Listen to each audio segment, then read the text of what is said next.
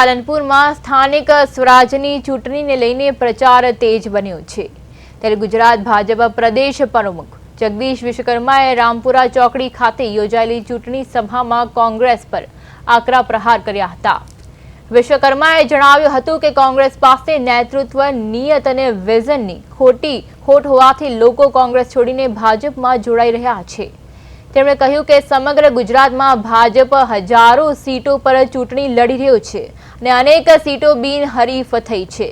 વધુમાં તેમણે કેન્દ્ર સરકારની યોજનાઓ અને પ્રધાનમંત્રી નરેન્દ્ર મોદીના નેતૃત્વમાં દેશે મેળવેલા વિકાસ તેમજ સુરક્ષા ક્ષેત્રે થયેલી કામગીરીનો ઉલ્લેખ કર્યો હતો।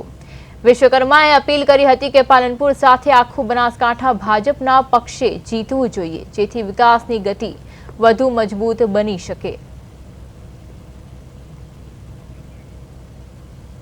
उत्साह અને ભારે બહુજંગી બહુમતીથી જીતાડવાનો એક જ નાદ ચાલી રહ્યો છે અને ભારતીય જનતા પાર્ટીનો ભગવો લહેરાશે એવા સંકલ્પ સાથે અત્યારે દરેક માતાઓ બહેનો આટલી 42ની ડિગ્રીમાં પણ ઉત્સાહના માહોલમાં હવ કોઈ ભારતીય જનતા પાર્ટીના વિચારધારા સાથે ચાલી અને ભગવો લહેરાવવા માટે કટિબદ્ધ બની રહ્યા છે।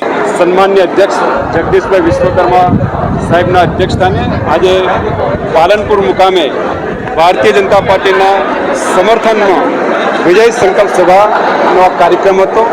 સમગ્ર બનાસકાંઠામાં આ વખતે સ્થાનિક સ્વરાજ્યની ચૂંટણીની અંદર જનતા જનાર્દનનું જબરજસ્ત જન સમર્થન પ્રાપ્ત થઈ રહ્યું છે, જેના કારણે આ વખતે બનાસકાંઠા જિલ્લા પંચાયત, બનાસકાંઠાની 10 તાલુકા પંચાયત અને બનાસકાંઠાની 3 નગરપાલિકામાં ભારતીય જનતા પાર્ટીનો જલવંત વિજય થશે।